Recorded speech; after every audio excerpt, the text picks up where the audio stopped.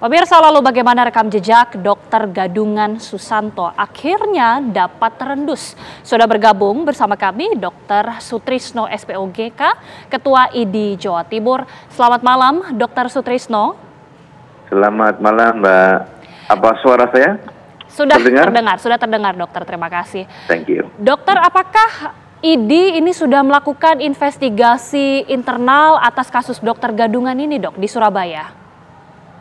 Sebenarnya ini kan betul-betul masalah yang bukan lingkup ID karena pelakunya kan umum ya.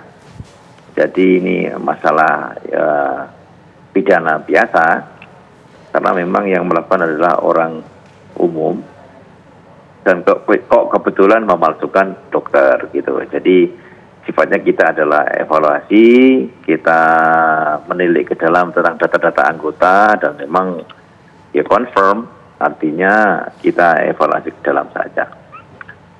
Data kita cukup bagus sehingga kalau ada apa-apa itu kita bisa membackup dengan bagus.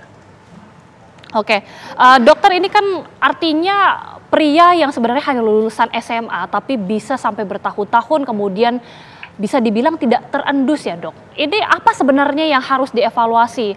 Bagaimana kemudian mengantisipasi agar tidak ada lagi seperti dokter-dokter gadungan ini dokter? Ya, sebenarnya yang harus waspada itu adalah institusi yang menggunakannya, Mbak. Jadi institusi vaskes, apakah itu rumah sakit, klinik ataupun apapun yang menggunakan dokter, tentu harus mempunyai tim yang baik dalam seleksi. Artinya bisa menelusuri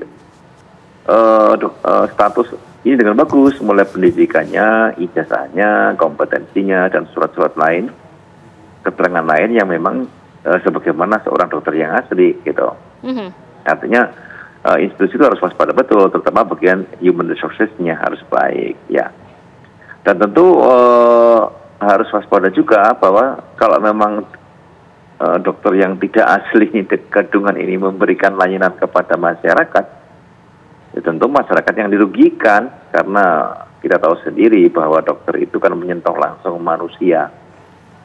Jadi sebenarnya sangat ketatlah untuk menjadi seorang dokter itu karena yang diurusi adalah manusia, gitu. Jadi, terus yang ketiga tentu organisasi profesi. Organisasi profesi itu terus kita untuk memperbaiki database, selalu mengupdate data dari para anggotanya, sehingga kalau ada apa-apa kita siap, kita cepat, kita akurat di dalam memberikan data-data. Itu yang kita lihat dari segi organisasi profesi. Baik, kita harapkan tentunya ini bisa menjadi evaluasi bersama dan tidak ada kejadian serupa terulang lagi. Terima kasih Dr. Sutrisno, Ketua ID Jawa Timur sudah bergabung bersama kami di Kabar Utama. Sehat-sehat selalu dokter.